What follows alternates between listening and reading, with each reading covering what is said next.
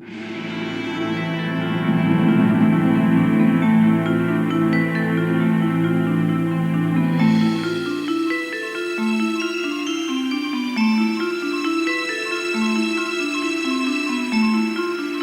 search for new life forms extends to the invisible edge of the universe.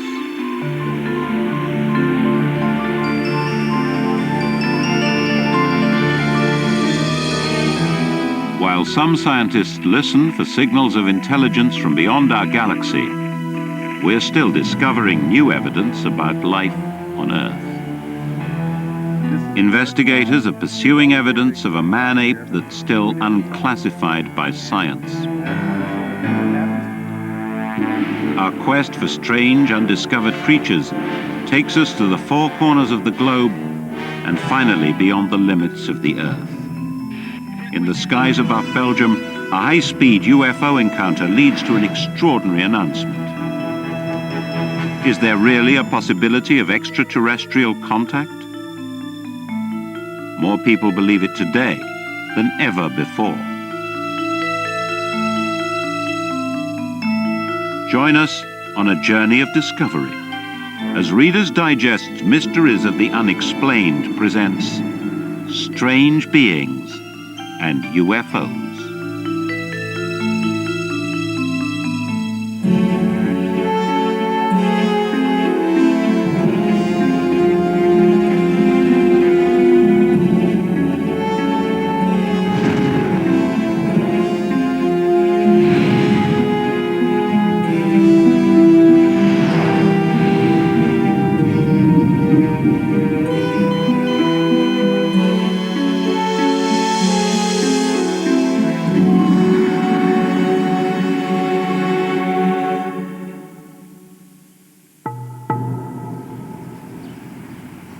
We begin with the hunt for a mysterious creature which may be our closest living relative, if it exists at all. This is a cast of its gigantic footprint. Jeff Meldrum, a private anatomist, is one of a handful of investigators around the world who's studying these extraordinary clues.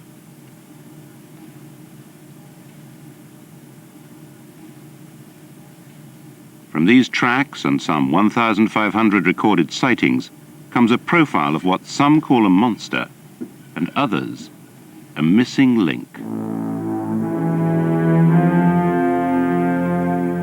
Its height is estimated at between 6 and 8 feet. Its weight between 280 and 700 pounds. The Indians of the Northwest call this creature Sasquatch. We call it Bigfoot. People sometimes ask, could a Bigfoot track simply be a big human foot? And the answer is quite simply no, that there are very significant differences between the two. For example, the foot is basically much flatter than is a human footprint. There's no discernible arch, as is found in a human footprint. There are also differences in the way in which the foot moves. In a more ape-like foot, there is greater flexibility through the instep. And I've seen this feature consistently demonstrated in a number of tracks from a number of different and very diverse situations.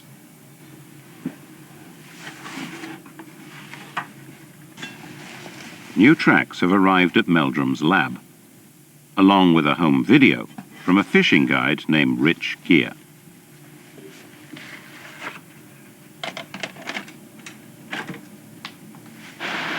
Okay, there's one. We're going to cast that one. And there's another one right there that's been stepped on by a dog. There's another cast right there. We're headed towards the creek at the point.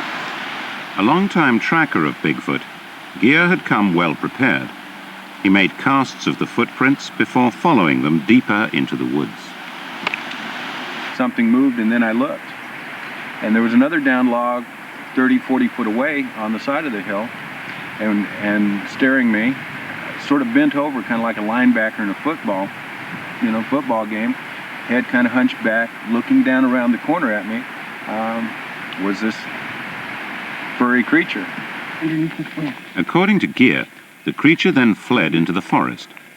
As it did, it left behind a few strands of body hair. Okay. How wild. This is unreal. Gear has sent them along to Meldrum for analysis. Right there by that footprint. He just pulled some more off.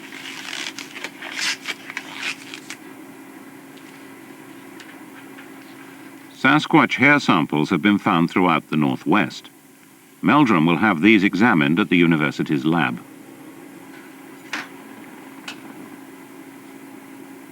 Hello, is this Rich Gear?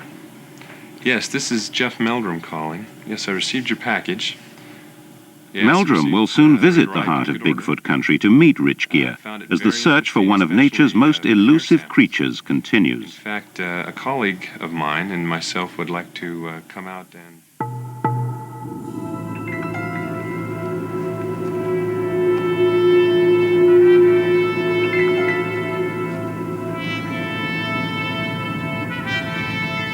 Centuries ago, the range of mythical animals that existed only by repute was rather different. They were believed to include true monsters that feasted on human blood, especially the blood of virgin girls.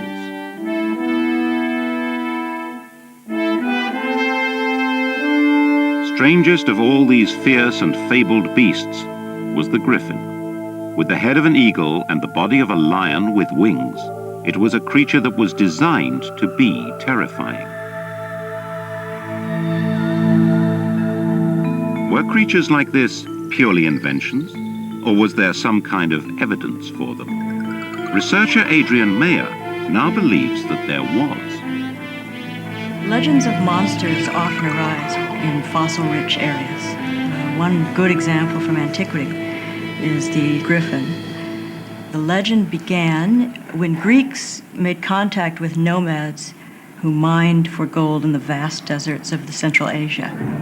By word of mouth, the myth traveled west along ancient caravan routes. As more and more Greeks began to go east toward China over these caravan routes to trade for gold, they brought back more and more reports. She points out that nomads were mining for gold in a region rich with fossil remains of dinosaurs. Centuries later, when fossil hunters journeyed to the Gobi Desert, they recovered 2,000 tons of fossils from one species alone, Protoceratops.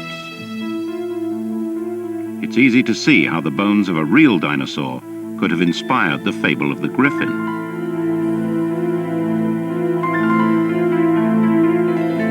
The large nostril holes in the fossil skull of Protoceratops would be taken to be its eyes. The beak and claws of a dinosaur would be interpreted as wings and talons. It may be then that our ancestors' ideas of monsters were based on real evidence.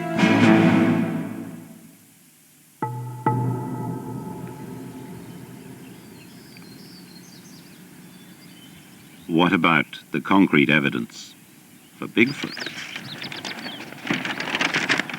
Well, I've spoken to Rich Gear, who sent me the videotape and cast and other materials. He's found a camp for us here. In Orleans, California, Jeff Meldrum is joined by Richard Greenwell of the International Society of Cryptozoology, Tucson, Arizona. The Patterson film. As a cryptozoologist, my job is to, well, first evaluate claims, reports of what we call unverified animals and see if we can verify them. And of course, right here in California, we look for Bigfoot. I'm hopeful that this is a real biological phenomenon, we could call it. It's going to be pretty significant for zoology as well as anthropology, and as well as society, I think.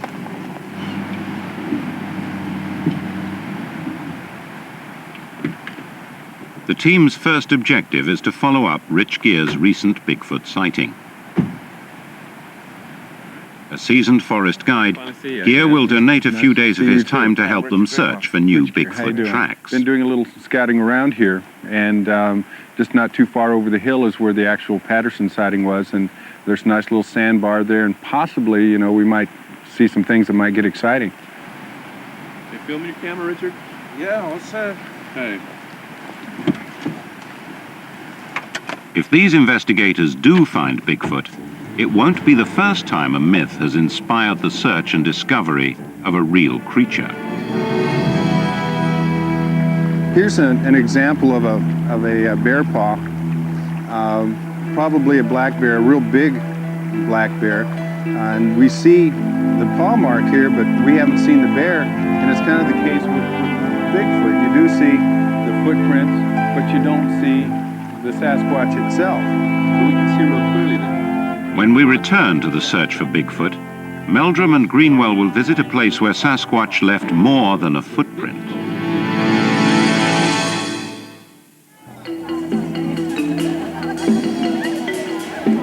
The search for living monsters has led explorers to the far corners of the world.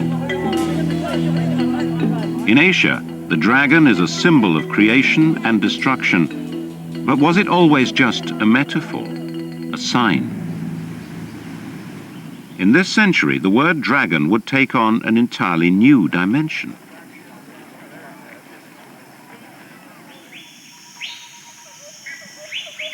In 1926, a wealthy American adventurer named W. Douglas Burden made a 15,000-mile journey to Indonesia. Burden was lured to a volcanic island called Komodo by native reports of large and ferocious lizards. As Burden pushed into unexplored jungles, the island of Komodo seemed like a lost world. After several days of exploration, he set up camp on a 2,000-foot plateau.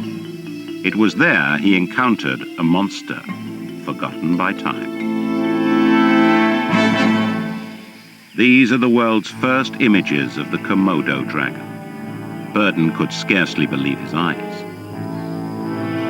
It is a real dragon, black as dead lava, whose every aspect speaks of infinite existence.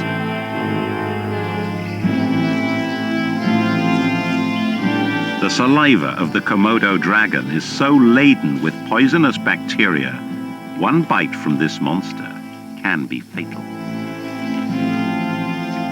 Komodo dragons weighing in at over 500 pounds can overpower wild pigs and water buffalo. They have also killed and eaten human beings.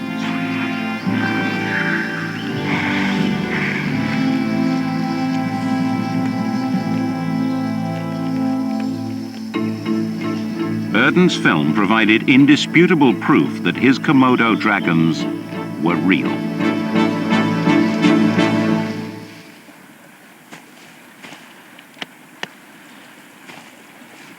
But photographic evidence alone is sometimes not enough.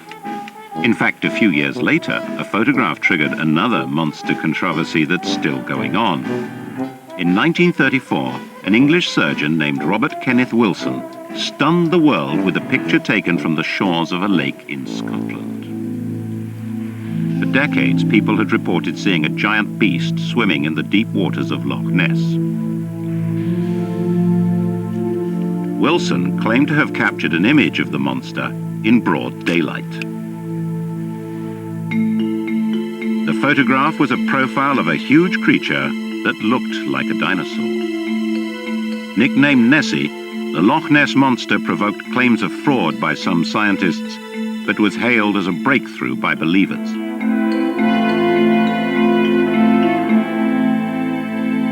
Recently, in a deathbed confession, a man who claimed to be part of the famous sighting insisted the entire episode was an elaborate hoax.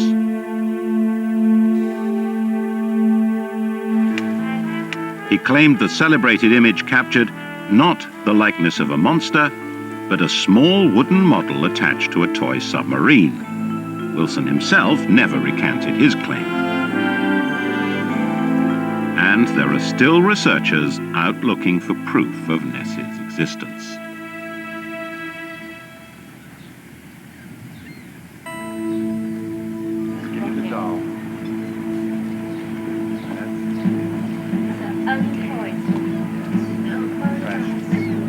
The old fear of mythical beasts extended beyond the land into the deep ocean.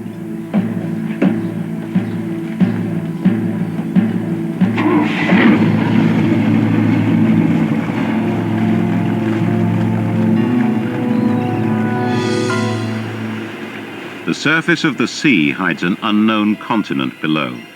Every voyage is a journey over a mystery.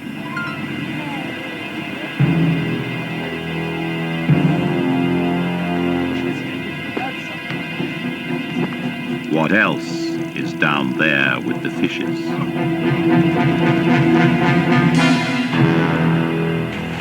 The ocean's depths are still uncharted territory. There are chasms in the sea 5 miles deep, and we do not know what lives in those dark places. Creatures that can withstand enormous pressures and survive in a world of predators. Unknown monsters. I think we need monsters. I think we need scary, uncontrollable creatures in the sea or out of the sea, for that matter, to give us the proper sense of humility, to demonstrate to us that we're not really in charge of this planet and we can't do whatever it is we want. Richard Ellis is the author of several books on the search for new life forms in the sea, many illustrated with his own paintings. The ocean is the largest single environment on the planet, and the largest part of that single environment is the deep ocean. 90% of that is 2 miles deep.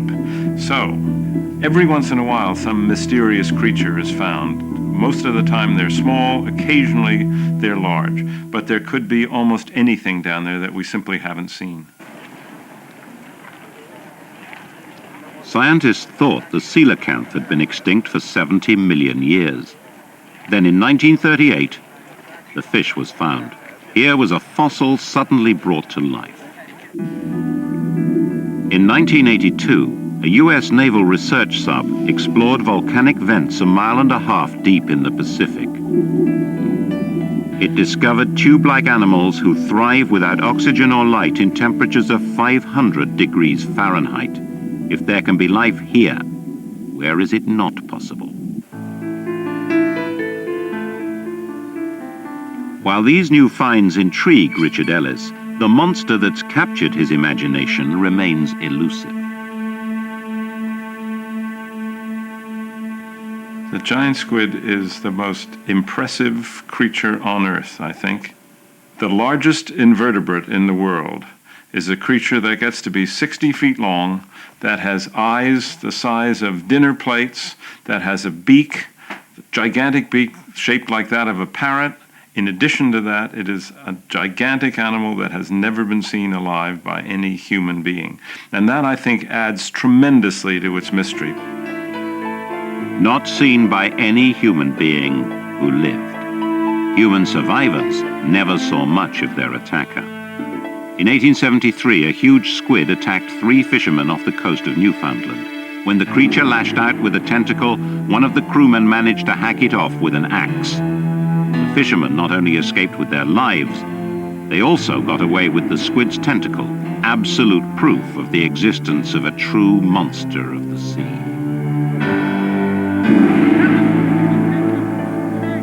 Recently, the dead body of this giant was hauled aboard an Australian fishing boat. If a beast like this attacked a diver, resistance would be futile.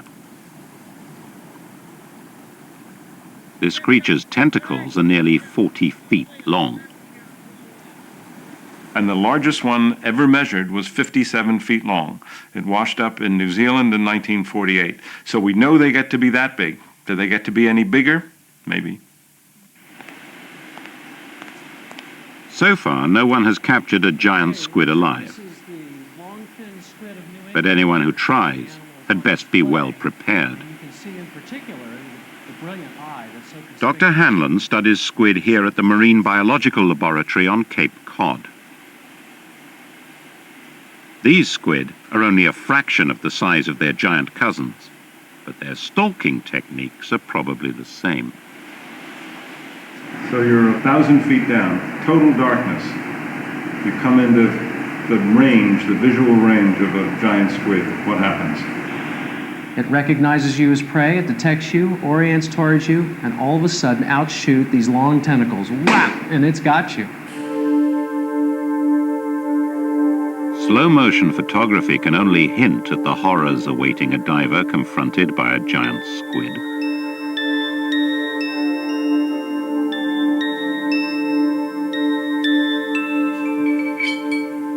Marine researchers hope to find and capture a giant squid in the near future. Until then, Richard Ellis will have to paint his monster from the imagination rather than life.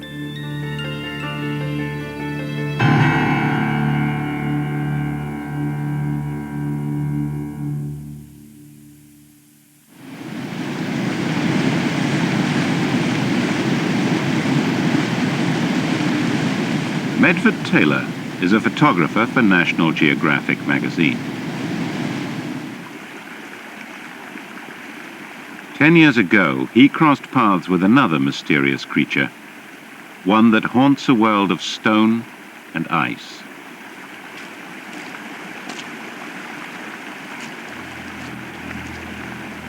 It was 1985. The first joint Soviet-American mountain climbing expedition was in its second week.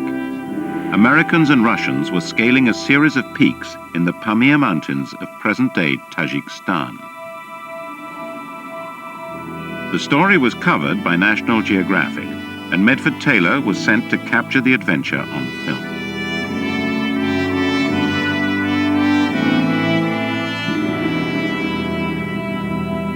Up until this point, I was rather cynical about stories that I'd heard of Bigfoot and Nessie and other such monster stories. And after actually experiencing an incident like this, I began to question my own disbelief. It was during a lull between climbs that I hiked out from the camp some 2-3 kilometers alone to photograph flowers and fauna around the area. And in one of these valleys, late on an afternoon, I came upon this very large footprint, seemingly by a human of some sort, but not one of any size I'd ever encountered. This is the first time Medford Taylor's photos of the footprint have been revealed to the world. Not only did I photograph the footprint, but the more I looked at this footprint, the more I realized that I was seeing something strange, something I'd never seen before. This chill came over me. It was cold.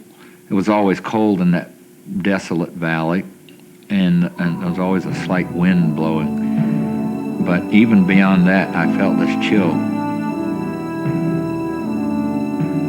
There was obviously some other being around me in this place. Taylor is certain he was not hoaxed. He had told no one in the base camp where he intended to hike that fateful day. All I know is that I took the photographs, they're real, and I suppose when people don't understand the reason for something, they walk away from it. And so I suppose for that reason, I put the pictures away in my own file for the last 10 years, and there they've sat. But I still don't have an answer to this.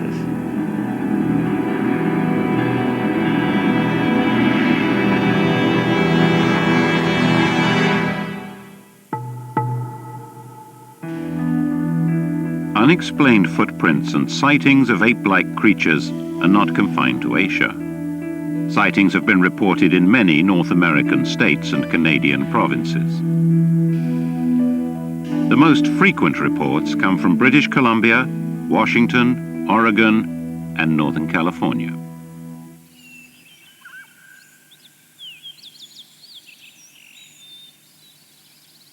I get asked quite often if I believe in Sasquatch and Bigfoot, and my answer is usually, and has to continue to be for now, is on Mondays, Wednesdays, and Fridays, I believe in Bigfoot. And on Tuesdays, Thursdays, and Saturdays, I don't. And on Sundays, I rest. God, it's beautiful here. Yeah, it's lush. You know, Of all the alleged Bigfoot sightings in the Pacific Northwest, none have matched the incident at Bluff Creek, California.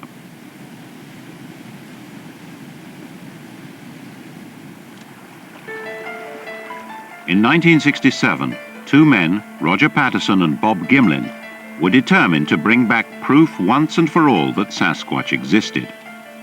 That October, they mounted an expedition to Bluff Creek, a site where scores of footprints had been reported. As they explored the creek bed for tracks, their horses were suddenly spooked.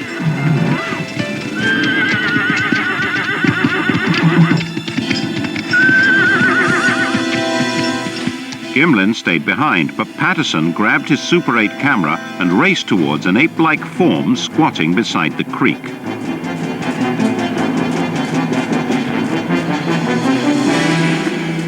This is the actual scene Patterson shot in 1967. A few seconds of film of what he and Gimlin swore was a living and breathing Sasquatch.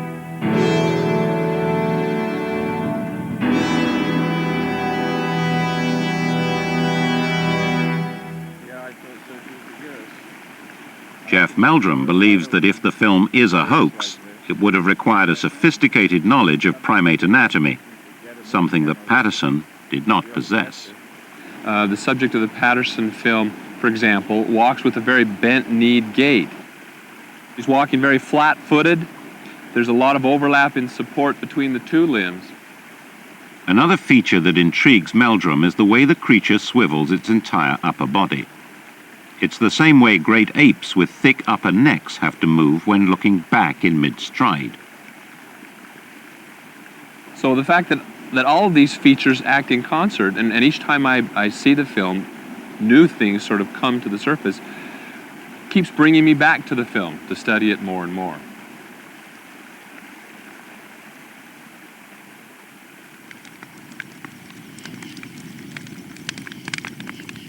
Soon the team will break off their search for Bigfoot. Meldrum is anxious to return to Idaho to learn the results of the lab tests on the Bigfoot hair samples recovered by Rich Gere. In the meantime, they know that just beyond the firelight, the very creature they seek could be watching them.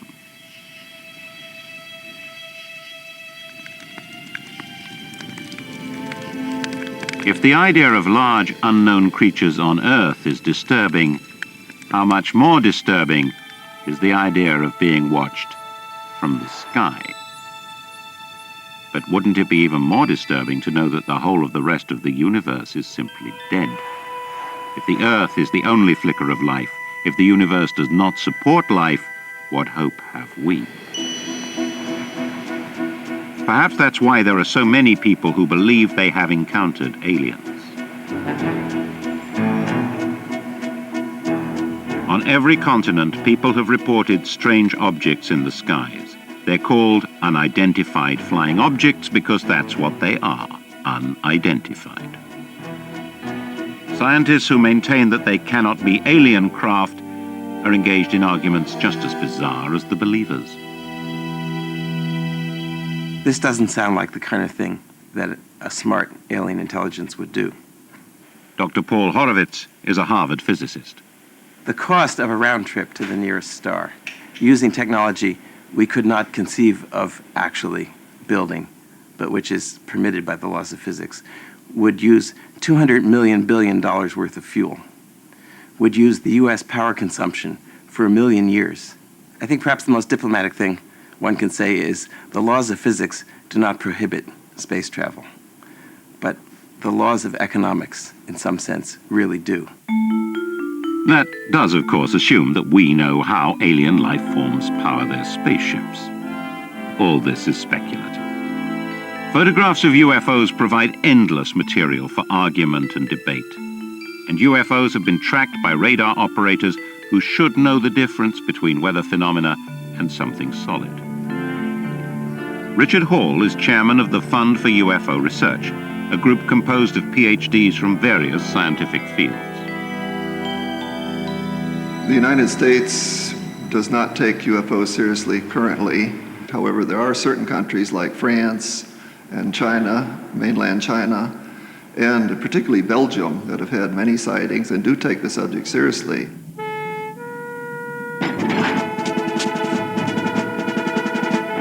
In 1990, there were a whole series of radar visual sightings over Belgium involving state-of-the-art jet interceptors, multiple radars. None of this could be explained. In 1990, the Belgian Defense Ministry, through radar and visual observation, confirmed an outbreak of UFO sightings. At one point, Air Force fighters were sent to intercept the UFOs, which were simultaneously tracked by airborne and ground radars. The Belgian jets locked onto the objects for 5 seconds before the UFOs sped away at speeds that would have killed a human pilot.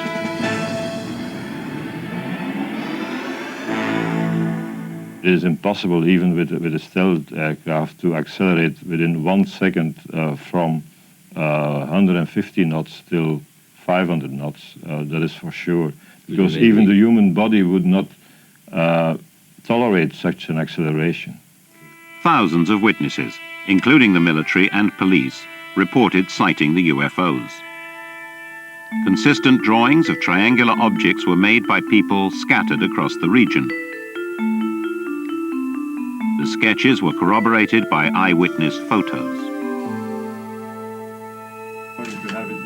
During this extraordinary press conference, Air Force Colonel Wilfried de Brouwer confirmed the sighting of unidentified flying objects in Belgian airspace. It was the first time a Western government officially admitted that such an encounter had occurred.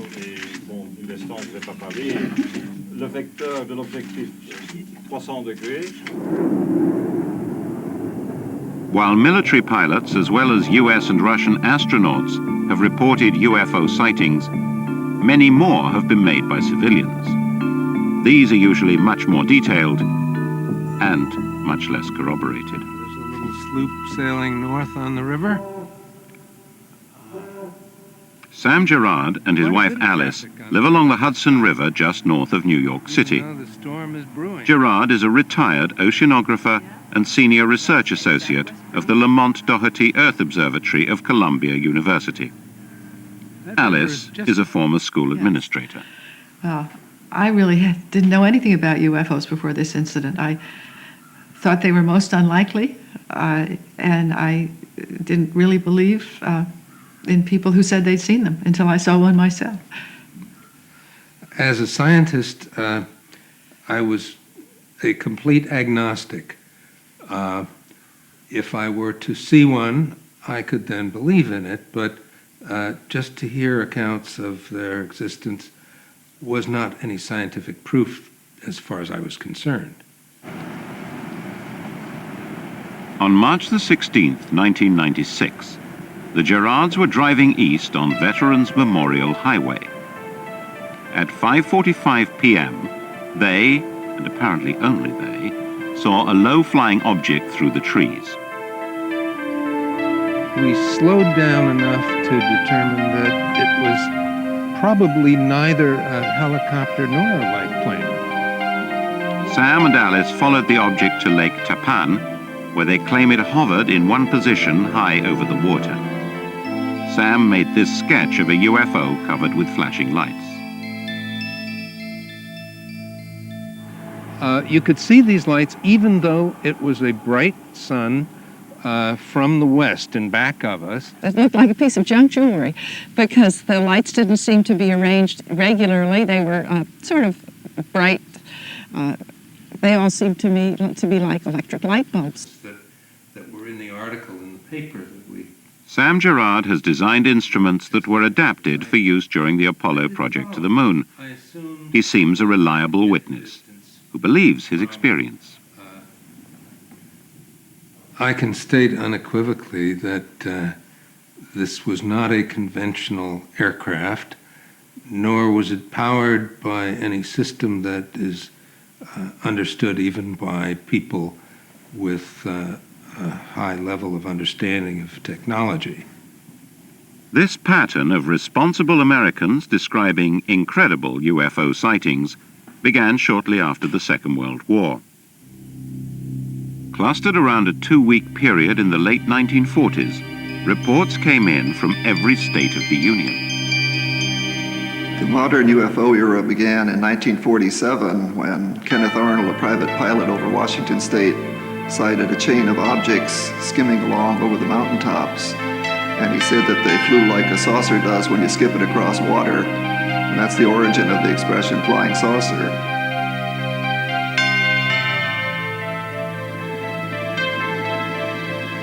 That was also the year of the Roswell incident, now the most famous encounter in the history of UFO phenomena. In July of 1947, a rancher named Mac Brazel discovered fragments of metallic materials spread over a quarter square mile of his land. It looked like a crash site. The fragments were turned over to officials at the nearby Roswell Army Airfield, home of the 509th Bomber Group in New Mexico, the group that dropped atomic bombs on Japan. Roswell is now a civilian airfield, but for Air Corps veteran Walter G. Hort, it seems like only yesterday when he was summoned into the office of his commanding officer. Well, that day of July the 8th, 1947, I was given information by Colonel William H. Blanchard, the commanding officer. Hort, the base's public relations officer, was told by his boss that a flying saucer had crashed just outside of Roswell. And the release that he wanted me to put out and hand deliver to the 4 local media, in essence, stated that we had in our possession a flying disc. It was being flown to higher headquarters, 8th Air Force in Fort Worth by Major Jesse Marcel, who was our base intelligence officer. While admitting it had recovered a flying saucer, the military never made any mention of any aliens. But over the years, several airmen stationed on the base have claimed that alien remains were held under tight security in this hangar. A mortician who worked in this Roswell funeral home testified that base personnel inquired about the availability of 4 child-sized coffins. And a nurse at the base hospital apparently claimed to have witnessed surgeons performing an autopsy on beings that could not have been human. She was transferred overseas and has not been traced. Then just a day after the press release, the same officers from the Roswell base denied that any flying saucer had been recovered. According to the revised story, the wreckage found by Mac Brazel was from a weather balloon, not a flying saucer. I was told by Colonel Blanchard, who I had all the faith in the world in, that we had in our possession a flying disc, and all of a sudden the general overrides it and says it wasn't. It was a weather balloon. I honestly, in my own mind, couldn't visualize Jesse Marcel, Major Marcel, the intelligence officer, making that big a blooper that he wouldn't know a weather balloon from something else, nor would Colonel Blanchard have not known that it was not a weather balloon. This was quite a revelation. Nearly 50 years later, government officials insist no alien bodies were ever found and no wreckage ever recovered from a UFO crash.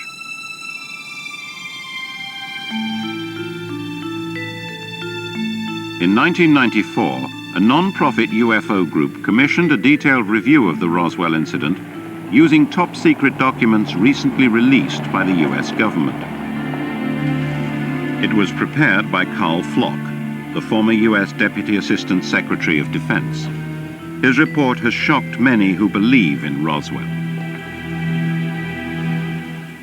The project that I believe was responsible for the debris that was discovered by rancher Mac Brazel, and which led to the announcement of the capture of a flying saucer, was a project codenamed Mogul. And it was classified top secret. It was very sensitive. It was a very high priority project. It was operated by a team from New York University.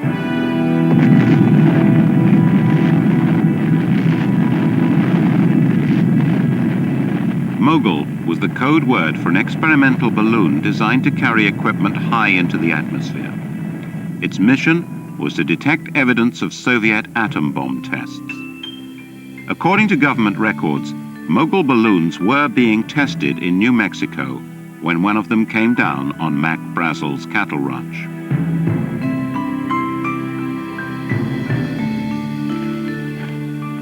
While Project Mogul explains the strange debris found on a cattle ranch, there is no explanation for the rumors of alien bodies. Carl Flock believes that there probably were bodies, though not necessarily alien ones, and that it's time for the American government to be honest about what really happened at Roswell.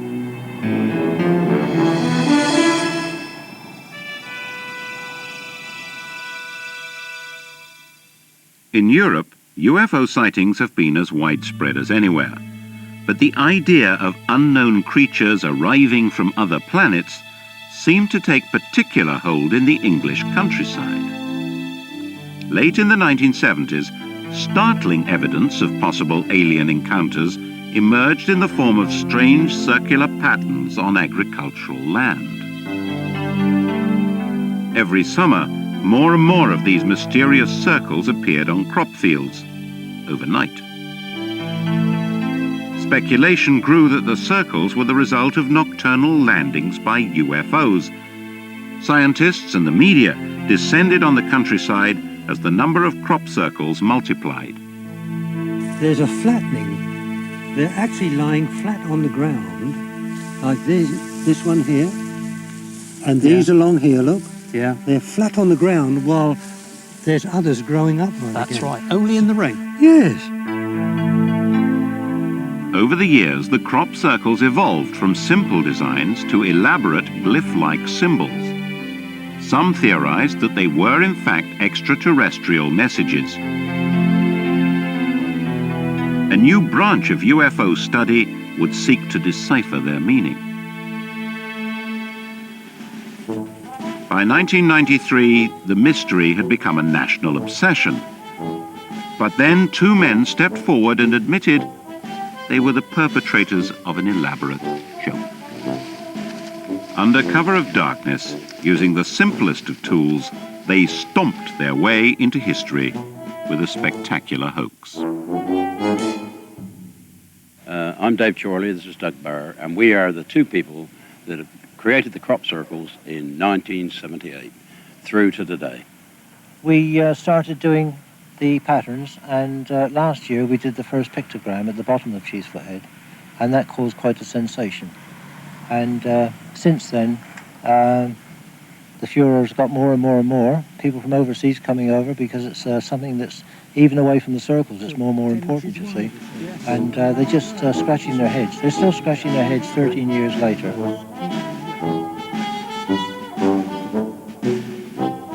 The incident provided the world with some comic relief. But the latest wave of alleged UFO encounters are not so funny.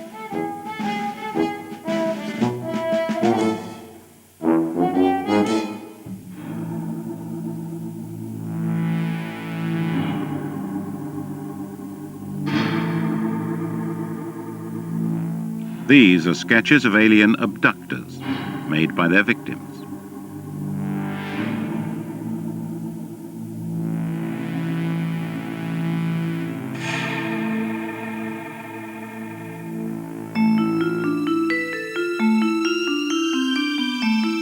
Most report being confronted by UFOs emanating bright and paralyzing lights.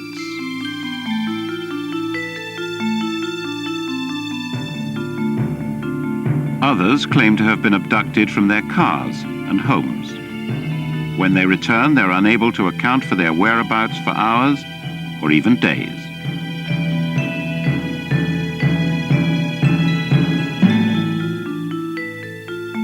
These people say they're often restrained and subjected to painful physical tests, invasive procedures focused on sexual organs. Some people who claim to have been abducted exhibit round depressions called scoop marks, as if a layer of cells had been surgically removed from their body. Others display long cuts and straight-line gashes. Bud Hopkins has written 2 books on abductions and has interviewed hundreds of abductees. You get very, very few hoaxes because a person is calling you saying, I don't know what happened to me, I might be losing my mind, I don't want you to call back to my house because I don't want my wife to know that I've talked to you, I don't know what's happening, etc. And they insist on anonymity and so forth. There's hardly the motivation for a hoaxer in that. There's no way that you cover yourself with glory. I never thought about UFOs. Never really occurred to me at all about even their possibility until I was 17 and it was in my face and there was no way to avoid it. Chris Hinton is a 42-year-old assistant building contractor in Washington, D.C. He agreed to this interview because he says it might help other victims.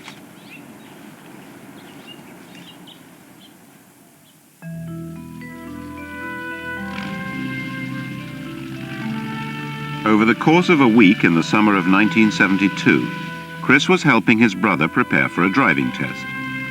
Each night, they claim to have seen several UFOs.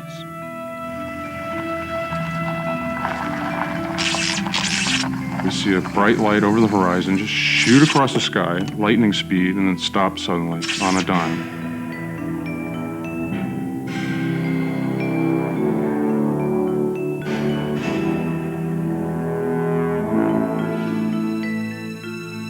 This voice explains, as this light projects off the side of the ship, we're hypnotizing you. And there's no need to be afraid, you just relax. And we are going to communicate telepathically.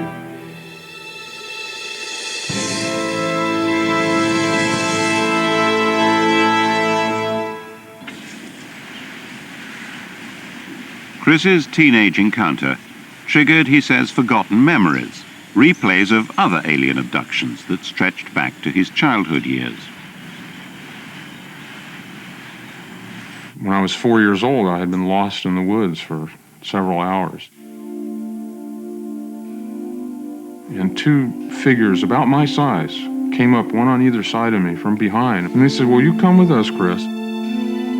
All I saw was a ramp. It looked like a metallic ramp that entered a doorway, and they put me on this table and they clamped my skull into like a vice of some sort. I remember I just couldn't move, and I saw this contraption. It was metallic, and they clamped it firm. I could not move.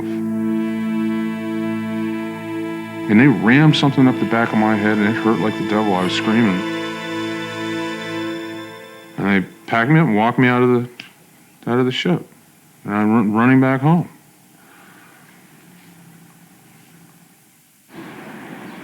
By 1992, stories like Chris's had become so widespread that a special conference was convened at the Massachusetts Institute of Technology to investigate reports of alien abductions. Sponsored by the Fund for UFO Research, it was attended by prominent scientists, people who claim to be abduction victims, and UFO researchers. Is that he has to fill them in on... Studies have been conducted that show that abductees who don't know anything about the UFO subject, they don't know what other people have reported, still will come out with the identical story in exactly the same sequence. But scientists at the conference wanted hard proof. We hear tales of people being abducted. We hear heartfelt stories. These people are clearly affected by what they've imagined or seen or something, but we never get a real piece of evidence. Bud Hopkins believes he's found the kind of evidence scientists are looking for, here in Salt Lake City, Utah. This woman and her son say that they've had an abduction experience. To protect their privacy, they requested we mask their identities. I was kind of dumbfounded. They say their ordeal began on a drive home from a family get-together. And all of a sudden, we were hit by that bright light, just a bright light.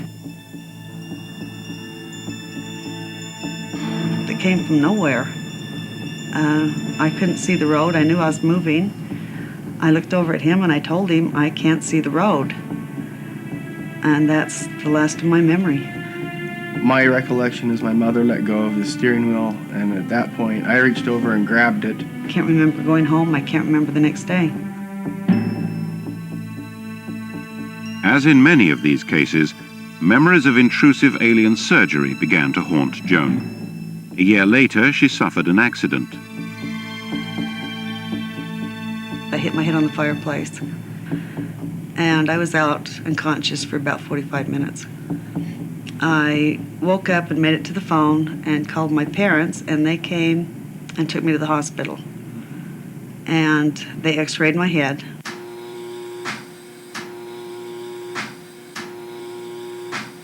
Suspecting, I suppose, a skull fracture, yeah, right? Yeah, but there was no skull fracture. It was fine.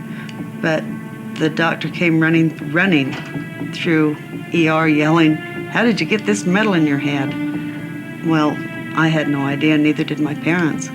I've never had a head injury to where I could get metal in my brain. The radiologist's report indicates an oval metallic object of unknown origin is lodged in the parasagittal region of the woman's brain.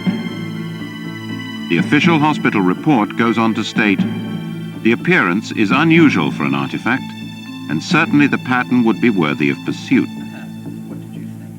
Skeptics insist that reports of alien abductions are the product of some mass subconscious hysteria.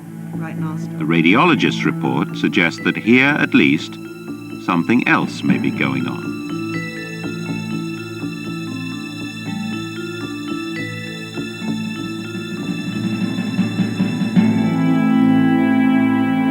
UFO researchers do share some common ground with the academic establishment.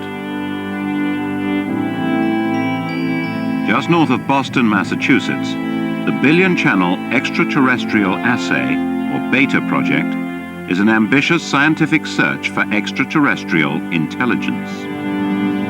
A joint project of Harvard University and the Planetary Society of Pasadena, California, this radio telescope is listening for a signal from outer space.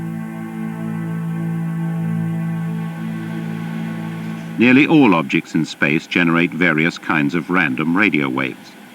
These waves are monitored by BETA on 250 million channels and translated into red and green spikes.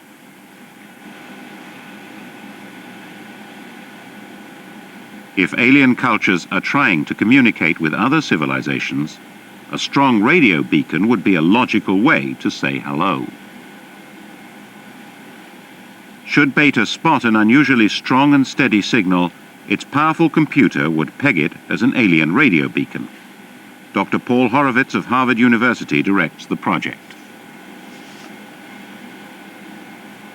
Life elsewhere in the universe, guaranteed.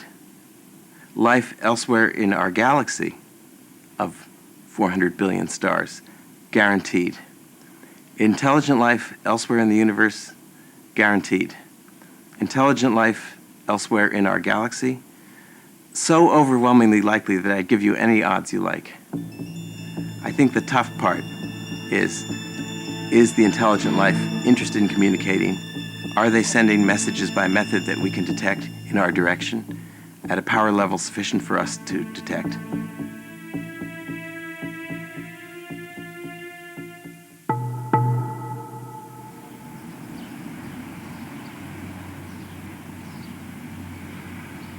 Jeff Meldrum has returned from Bigfoot country to his lab in Idaho.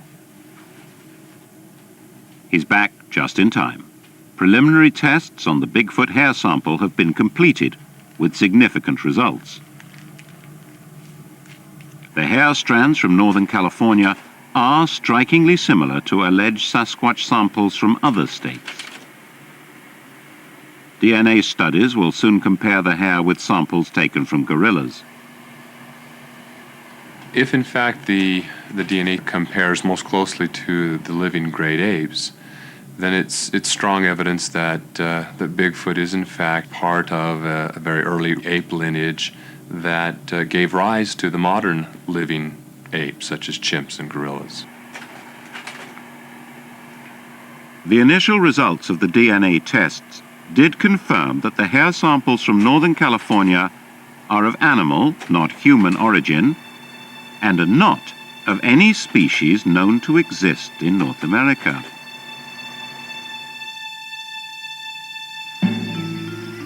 Some believe we will never find Bigfoot because it doesn't exist. They tell us there are no more mysterious creatures to be found on Earth. And yet we keep finding them. In 1994, a new species of animal is captured in Vietnam. Called the Saola, it's the largest new mammal to have been discovered in the past 50 years. That same year, another deer-like creature, the giant muntjac, is found in nearby Laos. In Antarctica, scientists uncover a meteor from Mars. In 1996, they announced that evidence of long-dead Martian bacteria is embedded in its surface. Life takes many forms, and we are constantly surprised by new ones.